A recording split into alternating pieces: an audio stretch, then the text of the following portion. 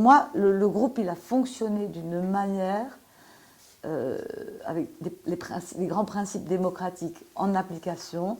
Et je pense que c'est important de se dire que c'est comme ça aussi qu'on voudrait que ça travaille après, sur un service culturel, par exemple, quoi. Depuis début novembre, c'est un groupe qui a été fluctuant et on a vu jusqu'à 19 personnes passer. Il fallait absolument qu'on prenne conscience de ce qu'on a à Douarnenez parce qu'on a beaucoup de choses, beaucoup d'initiatives. Et puis, une fois que ça a été fait, on est allé vers des propositions.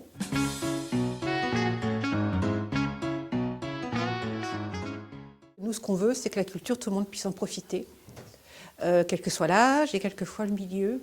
La culture, c'est pas un grand C, c'est un petit C. Bon, la culture, c'est aussi la vie de tous les jours, c'est feuilleter un journal, c'est découvrir un livre, c'est s'asseoir dans un endroit où on peut voir un spectacle, etc. Voilà, c'est ça. La culture, c'est pour tous, par tous et toutes.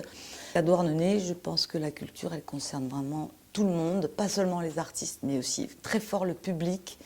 Et que quand on parle culture à Douarnenez, tout le monde s'en mêle.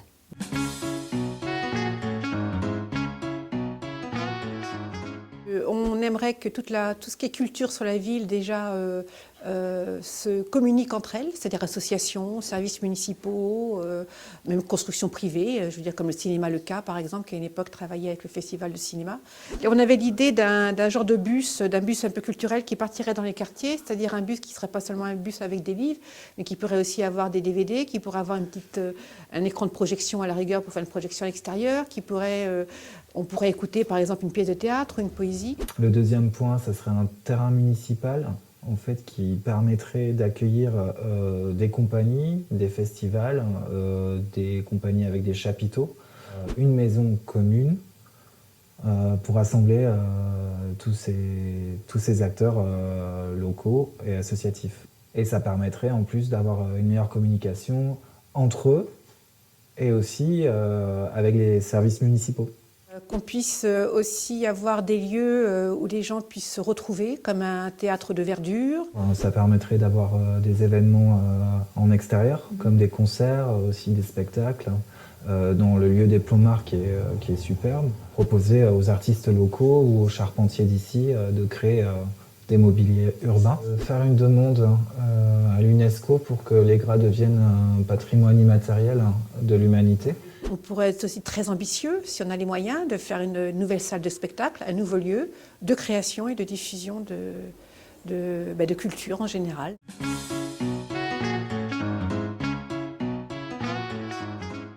Rien ne se fera sans mettre les gens autour d'une table, pas qu'une fois, mais plusieurs fois, pour arriver à vraiment cerner de quoi on a besoin ici.